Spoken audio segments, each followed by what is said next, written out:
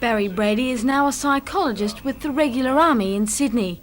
Last year, however, his work took him to Western Australia, where he became interested in the state's fledgling wineries. Mr. Brady said he decided to write a book about those wineries when he discovered there was no written information available about them at all. The book, which was first published in Perth last year, is titled Wines, Winemakers and Vignerons of the Southwest and Great Southern. Right, these two areas are absolutely brand new. The first plantings took place there in 1967, incidentally both in both places, the Great Southern and the Southwest. And last year, when I wanted to have a look around those two areas and chase some of their wines and buy some of their wines, there was absolutely nothing I could find to read about them and find out what they were all about.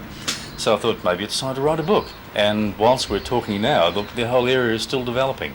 So because they're so brand new and so interesting in making such beautiful wines, that's why I thought I should write a book about them.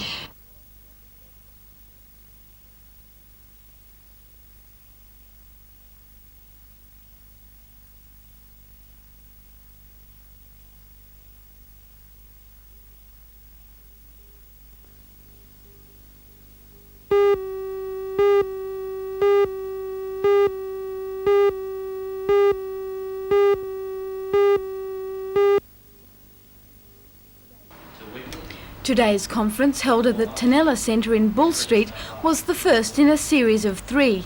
The series is titled Where To Now? Employment and Unemployment in the Hunter. Today's conference, titled The Immediate Needs of the Unemployed, dealt with short-term answers to the problem. About 40 people attended, many of them people who work with the unemployed, and some of them unemployed themselves. The purpose of the conference was to introduce the jobless to the many community resources available to them, and for social workers it was a chance to learn more about the people they are trying to help. Today's conference did not provide any solutions to the long-term problem of unemployment in the Hunter. That will be dealt with in the meetings scheduled for April and May.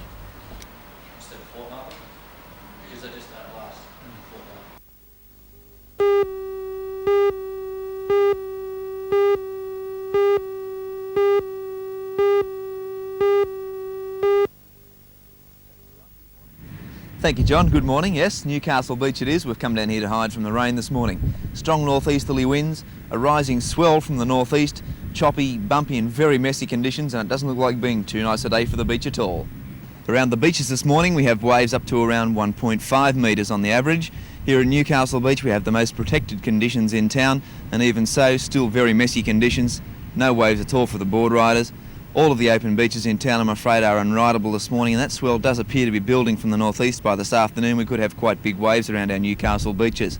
If you're thinking about going for a swim this morning, be very, very careful. There are very strong sweeps to the south, bad undertows and strong rips at all city beaches, and I do think you should only be in flagged areas only, or really at the bars. As far as the board riders are concerned, I don't think conditions are going to improve at all during today. That wind's just going to be too strong, and maybe we'll have some waves tomorrow with offshore winds, just maybe. During the night in New South Wales we've had quite heavy localised falls along the coast, in the eastern parts of the state, along the tablelands, right down to the Victorian border. Maruya Heads recorded the top rainfall in the 6 hours till 3 o'clock this morning with 42 millimetres of rain. Burke up in the northwest with another 11 millimetres.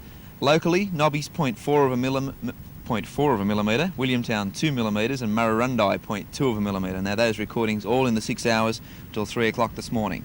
And now the forecast issued by the Bureau for today. We have a strong wind warning current, rain periods easing to showers, mild and humid conditions, northeasterly winds 40 to 60 kilometres per hour but slowly easing. The chance of thunderstorms in the upper Hunter, moderate to rough seas but abating on a moderate swell. And Newcastle and Scone today both heading for a top of 26 degrees. And the outlook for Tuesday is for the chance of thunderstorms with northwesterly winds. Low tide this morning 20 minutes past 7, 0.5 of a metre. High tide 24 minutes past 1 this afternoon, 1.2 metres. And the sun to set this evening at 4 minutes past 6. Well, that's the story this morning. For those interested in the rainfall, I'm afraid we don't get very accurate figures till 9 o'clock this morning when we'll know just how extensive that rain has been through New South Wales. As far as the surface are concerned this morning, nothing for today, but with those offshore winds promised for tomorrow and that increasing swell during today, it could be a very exciting morning tomorrow morning. Have a great day. Keep the brolly handy. We'll be back again tomorrow morning.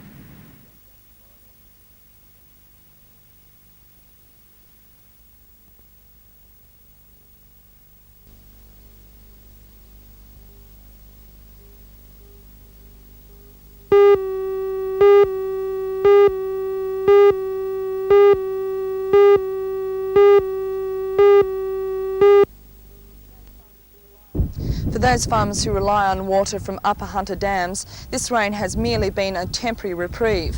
What is needed is more rain in the catchment areas of the Glenbourne Dam and Glennies Creek dams to ensure that there'll be enough water for the coming winter and following summer. At Glennies Creek Dam, there hasn't been an increase in the water level despite the rain. Most of the rain has fallen downstream of the dam, and the officer in charge says there hasn't been enough precipitation to cause runoff. It's a similar story at Glenbourne Dam.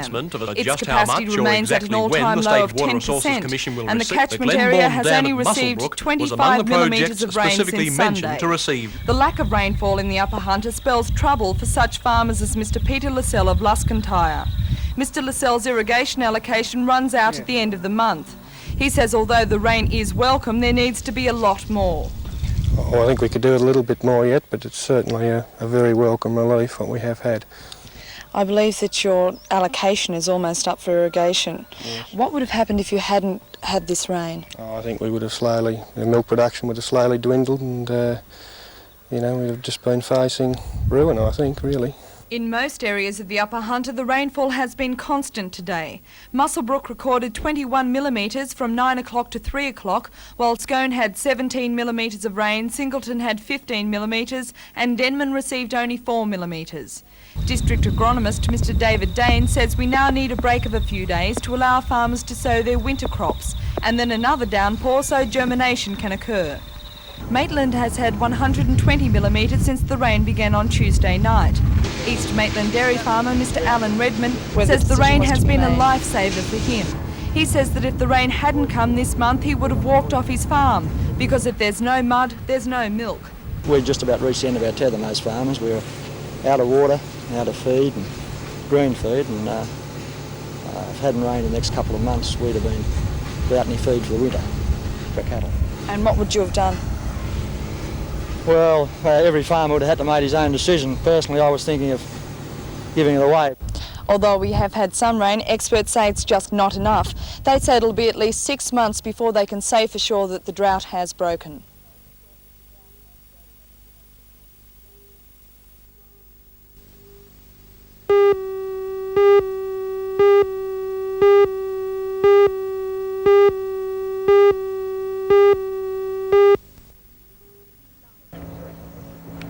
Last night, the NBN newsroom received several phone calls from worried people inquiring about a strange beam of light rotating in the sky. That light, however, was nothing to be alarmed about. Its source was a World War II searchlight that has been set up at Charlestown Square to celebrate the shopping centre's 4th birthday. There are only 2 of these searchlights operating in Australia. One is based in Melbourne, and the other one that is currently at Charlestown Square belongs to a Sydney promotions firm. Considering its age, the searchlight is really quite remarkable. It throws a light 5 kilometres into the sky, equivalent to the power of 850 million candles. Those who'd like a closer peek, it will be operating at Charlestown Square every night until Friday.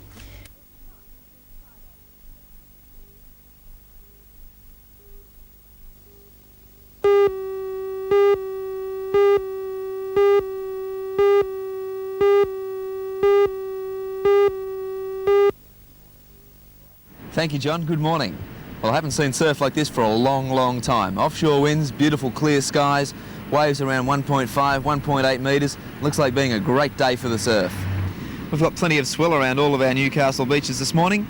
Waves around 1.5, 1.8 metres. The swell fairly straight from the east with a touch of the northeast in it. The wind offshore from the west, conditions smooth and glassy, and the waves really looking great.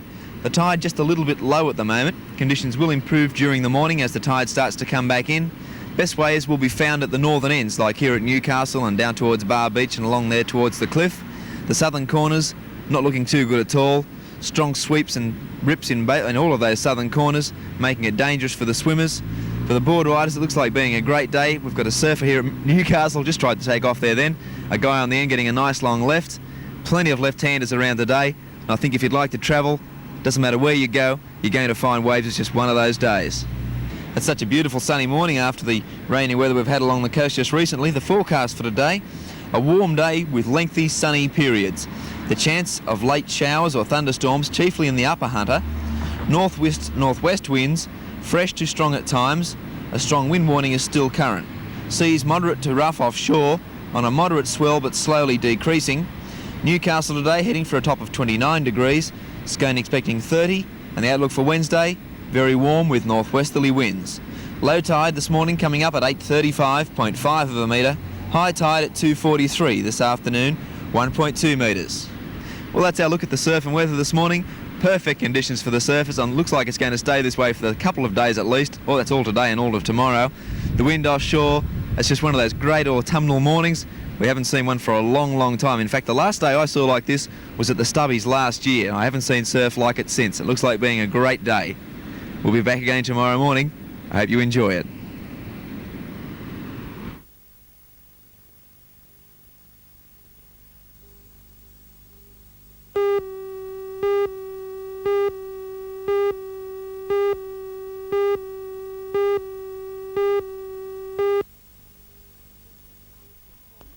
In this article called Splash, which is the Salary Division's internal news bulletin, Dr. Patterson is accused of creating hardship and worry among staff members because of his comments last week. The Splash article moves to set the record straight. It claims that while Dr. Patterson states the board is 1,000 overstaffed, actual approved staff numbers were increased by 90 in December 1982 at his personal request. The article also claims that overtime payments in the first 12 months of Dr. Patterson's presidency amounted to $520,000, an increase of 170% on the previous 12 months, a reason the article claims why the organisation is not overstaffed. In all, the article lists 10 points in response to Dr. Patterson's scathing remarks of last week. Once again, the union has refused to speak out publicly on the issue, but following the Splash article, Dr. Patterson convened a meeting today with the Salary Division's Committee of Management. They met several times this afternoon, and a joint statement is to be released in this latest paper war between the two parties. The union, in response to Dr. Patterson's public campaign, will be asking him to explain some of his accusations. But it's unlikely that Dr. Patterson will back down.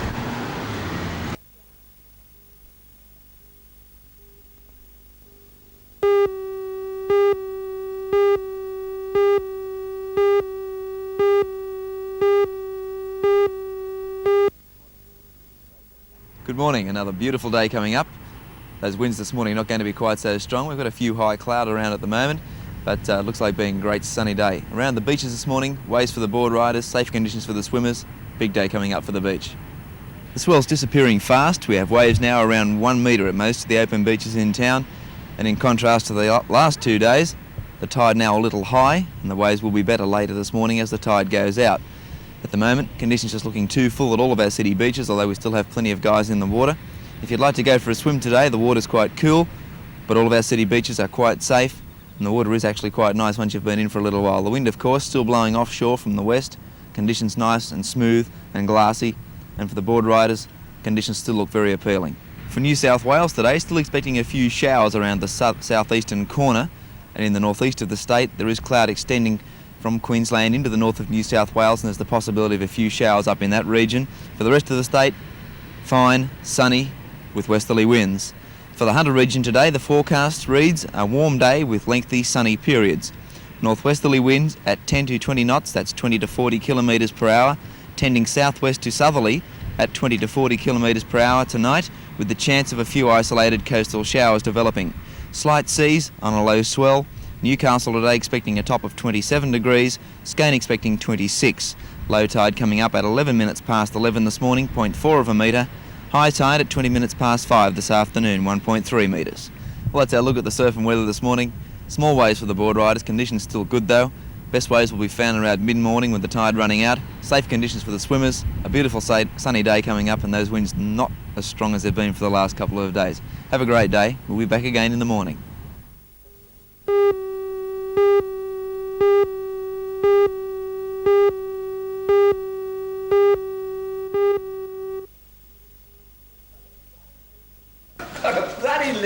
Staging a television program that runs for 24 hours uninterrupted is no mean feat. Today, the studio sets were being constructed and put into place. A lot of wire and many hours of labour go into equipping the studio for the big event.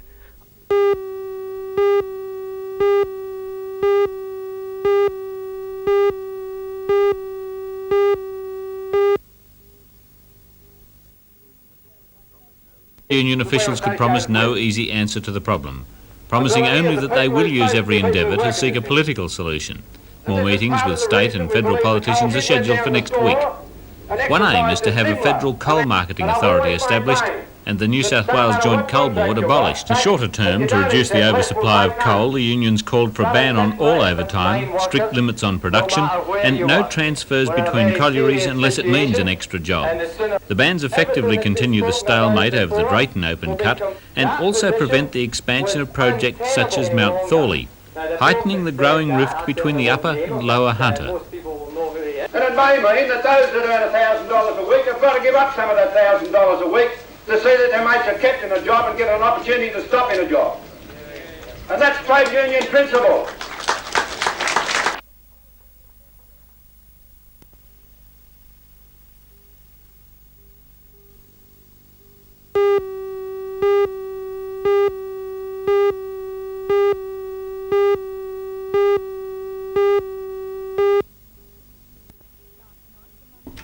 Last night, the Munmora School's parents and teachers met in the library to discuss what they considered the school's main problem to be.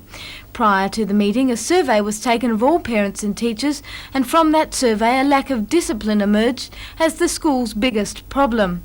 The aim of last night's meeting was to pinpoint the causes of that problem and to choose a committee that would work out ways of solving it. The principal of the Lake Munmora Public School, Mrs. Marjorie Robinson, says the Total Schools Development Program should help to bring the school and its community closer together. In New South Wales, many schools and many communities have a tradition of not interacting. You have schools behaving a little bit like fortresses and keeping parents out, and parents having a fear to come into the school. So we really, through this, are hoping to get much greater parent-teacher interaction, and in the end, of course, that will lead on to a much better educational environment for the children. Thanks very much.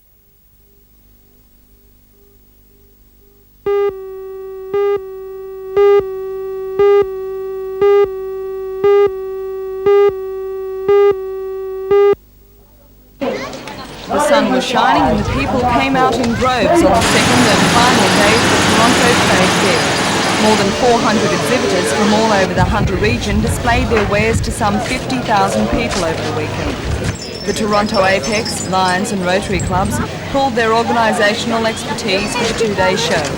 Chairman of the Fair Committee, Mr Merv Rawlson, says the postponement didn't hamper the success of the fair. Yesterday we estimated about 15,000. Today we haven't had a chance to look yet, but there seem to be quite a few around. At least I would suspect 20,000. You didn't lose any exhibitors by postponing it at all? We did lose a few to Sydney who were committed to the Royal Easter Show, but all the sites have been taken up since then. One of the highlights of the fair was the National Rock Vaulting Championships. Miners travelled from all over New South Wales to compete for the $3,000 first prize. Rock vaulting is used in mines to secure rock layers and so provide a firm roofing structure. It's exacting work and a team effort is critical. The two men who took out the first prize money were Brian Rideout and Gerard Nolan of Natai Bulli in the Burragorang Valley.